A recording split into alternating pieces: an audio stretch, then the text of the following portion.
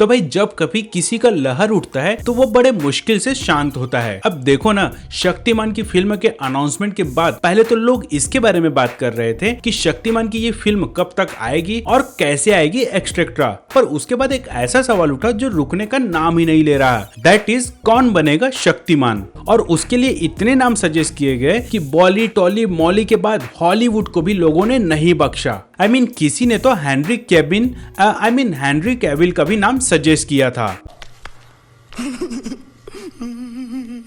खैर वैसे ये सजेशन तो लोगों ने इग्नोर कर दिया, पर बाकी जो नाम आए वो इंडियंस ही थे, पर इतने सारे आए कि भाई पूछो ही मत। जैसे अक्षय कुमार, अजय देवगन, अल्लू अर्जुन, मोहित रैना, प्रभास, रणबीर कपूर, रणवीर सिंह, टाइगर श्रॉफ, लाइगर देवरकोंडा, आयुष्मान खुराना, सिद्धार्थ मल्होत्रा, अर्जुन रामपाल, शाहिद कपूर, अनिल कपूर, सलमान भाई, आदित्य रॉय कपूर, महेश बाबू, अभिषेक बच्चन, इमरान हाशमी, KRK, गोविंदा, वरुण धवन। अब जब वरुण धवन का भी नाम सजेस्ट कर दिया गया है तो भाई इसका भी नाम सजेस्ट कर देते, क्योंकि ये तो हमेशा से ही क्लेम करते रहते हैं कि पर भाई इतने सारे नामों के बीच में अगर मेजॉरिटी की बात करें तो टोटल 5 ऐसे एक्टर्स हैं जिन्हें सबसे ज्यादा लोगों द्वारा पसंद किया जा रहा है और वो उन्हें एज ए शक्तिमान के रोल में देखना चाहते हैं। और आज के इस वीडियो में हम उन्हीं 5 एक्टर्स की बात करेंगे जो शक्तिमान के रोल के लिए सबसे ज्यादा प्रीफर किया गया है। तो शुरू करते दोस्तों आज का ये एपिसोड बिना किसी देरी के। तो मैं हूँ आपका होस्ट प्रणय और आप देख रहे हैं हाई बीपी टीवी। वैसे तो अनाउंसमेंट के बाद काफी सारे लोगों ने अल्लू एज ए शक्तिमान का जैसे ट्रेंड ही चला रखा था, पर नेशनल शर्म करो दीदी के वीडियो आ जाने के बाद तो जैसे इनकी बाढ़ सी आ गई थी। अब देखो भाई, मुझे अल्लू एज ए शक्तिमान से कोई प्रॉब्लम नहीं है, पर अगर शक्तिमान की फिल्म में मैं शक्तिमान हूँ और मैं झुकेगा नहीं साला जैसे डायलॉग बोल दिया तो भाई यहाँ प्रॉब्लम हो जाएगी। Well this is just for humour, कोई सीरियसली ना ले लेना। नहीं तो पता चल रहा है कि मुझे कोई ये एक्सप्लेन कर रहा है कि भाई डायलॉग स्टोरी के हिसाब से लिखा जाता है, ना कि उसके पुराने हिट फिल्म के हिसाब से। अब अगर कोई ऐसा बोलेगा कि अरे नहीं भाई ऐसा कौन बोलेगा, ऐसा कोई समझाता है क्या, ये तो कॉमन सेंस की बात है, तो उन्हें मैं बता दूं कि एक बार मुझे कोई ये समझा रहा था कि ब्रो DC और मार्वल 2 अलग अलग कंपनी हैं, तो इसीलिए नो रिस्क। अगर वापस से टॉपिक पे आते हैं तो काफी लोग यहाँ ये सोच रहे हैं कि अल्लू अर्जुन में भले ही सुपर हीरो वाला मटेरियल ना हो, पर वो ही डुअल पर्सनालिटी का रोल बहुत ही अच्छे से निभा सकते हैं। मींस शक्तिमान में एज ए सीरियस पर्सन और गंगाधर में as a funny person. But I don't think so कि इस शक्तिमान की फिल्म में वो वैसा ही अल्टर ईगो रखने वाले हैं। Means instead of comedian person film maker Gangadhar को एक आम आदमी की तरह ही दिखाने वाले हैं, just like Superman and Clark Kent और स्पाइडरमैन और पीटर पार्कर। तो इस हिसाब से अगर इस फिल्म में एक्टिंग इतनी ज्यादा डाइवर्सिफाई नहीं होगा तो शायद प्रभास इस रोल के लिए हर तरीके से परफेक्ट होंगे और लोगों के बीच उनकी छवि किसी सुपर हीरो से कम भी नहीं है। भाई इंडिया के पहले बाहुबली जो ठहरे, पर प्रभास के अगेंस्ट अगर कुछ जाएगा तो वो है इनका करंट फीस जो है 150 करोड़ से भी ज्यादा, जो इनको इंडिया का सबसे कॉस्टलीस्ट एक्टर बनाता है। और सिंस अब ये सुनने में आ रहा है कि शक्तिमान का बजट 300 करोड़ से कम रहेगा, तो इस कारण लोगों की पहली पसंद होने के बावजूद भी फिल्म मेकर शायद प्रभास को कंसीडर ना करें, क्योंकि अगर एक्टर पे ज्यादा खर्च किया गया तो ओवरऑल फिल्म की क्वालिटी पे काफी असर पड़ेगा, क्योंकि इस फिल्म के लिए VFX का खर्चा भी काफी ज्यादा रहेगा और आज के समय में लो बजट VFX शायद इसे एक मासिव हिट होने से रोकेगा। खैर वैसे इन सब की बातें हम बाद में करेंगे,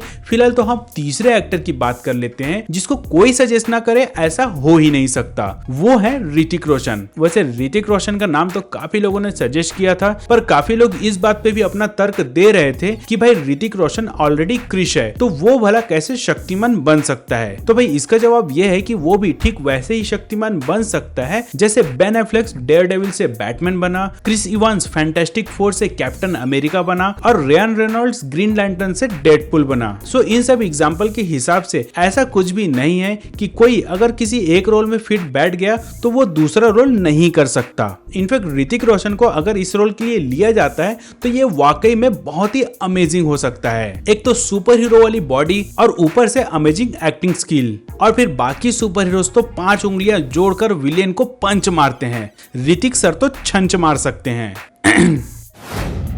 अब अगर हम चौथे एक्टर की बात करें तो यहाँ एक ऐसा एक्टर है जिसके पास न केवल शक्तिमान बल्कि इंडिया के जितने भी सुपर हीरोज है उनका रोल निभाने की जिम्मेदारी है। दैट इज विद्युत जामवाल। और हर सुपर हीरो के लिए अपना ही नाम सुनकर ये आजकल यही बोलते होंगे, ध्रुव का, नागराज का, डोगा का, सबका रोल करेगा रे तेरे विद्युत। अब वैसे पर्सनली मैंने भी काफी बार अपने वीडियो में ये बता चुका हूँ कि इवन मैं भी विद्युत का बहुत बड़ा फैन हूँ, स्पेशली फोर्स मूवी के बाद। पर डाइवर्सिफाई एक्टिंग स्किल की बात करें तो विद्युत जामवाल बहुत ही कम फिल्म मेकर्स की पसंद है, इसलिए उनकी अब तक की फिल्मों को अगर आप ध्यान से देखोगे तो समझ में आएगा कि उनकी हर फिल्म ऑलमोस्ट सिमिलर ही होती है, लाइक कमांडो 1, 2, 3, सनक, जंगल, द पावर, खुदा हाफिज एक्सेट्रा। और since Shaktimaan is not about only action, तो विद्युत जामवाल सबका फेवरेट होकर भी शायद इसके मेकर्स इसे कंसीडर ना करें। वैसे नॉट ओनली मी बल्कि बहुत से लोग मुझे इस पॉइंट पर आर्ग्यू करते दिखे, जो कि थोड़ा सेंसिबल भी लगता है।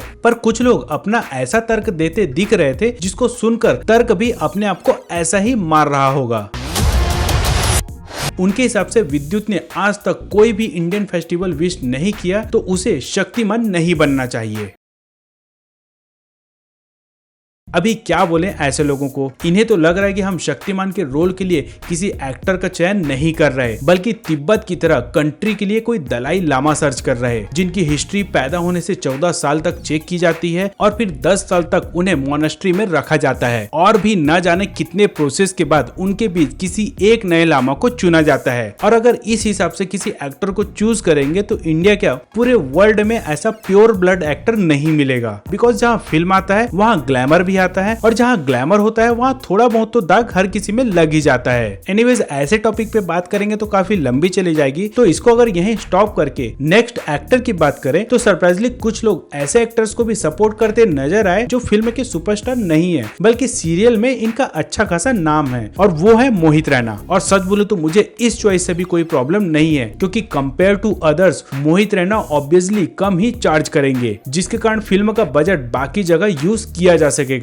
और इवेंचुअली फिल्म की क्वालिटी भी काफी इंप्रूव होगी, जिसकी आज के समय में ज्यादा जरूरत है। मोहित रैना की तरह करणवीर बोहरा का भी नाम लिया जाता है और कुछ लोगों ने तो इसे कंफर्म भी मान लिया है, क्योंकि मुकेश खन्ना जी ने करणवीर को अपने टॉक शो में इनवाइट किया था और साथ ही बीच बीच में कुछ ऐसा बोला था जिसके कारण लोगों ने इसे एक हिंट की तरह ले लिया था। अब ये हिंट कितना सच होता है ये तो आने वाला वक्त बताएगा, और साथ ही इन सारी डिबेट पर फुल स्टॉप लगा देगा कि भाई कौन बनेगा शक्तिमान। फिलहाल तो आज के इस वीडियो पे फुल स्टॉप हम यही लगाते हैं और उम्मीद करते हैं आपको आज का ये एपिसोड पसंद आया होगा। भाई पसंद आया होगा तो कर दो वीडियो को लाइक, मार दो शेयर अपने दोस्तों के साथ, और इतना कुछ कर ही लिया है तो चैनल को कर दो सब्सक्राइब। तो मिलते हैं दोस्तों अगले वीडियो में, तब तक के लिए tata bye bye and take care.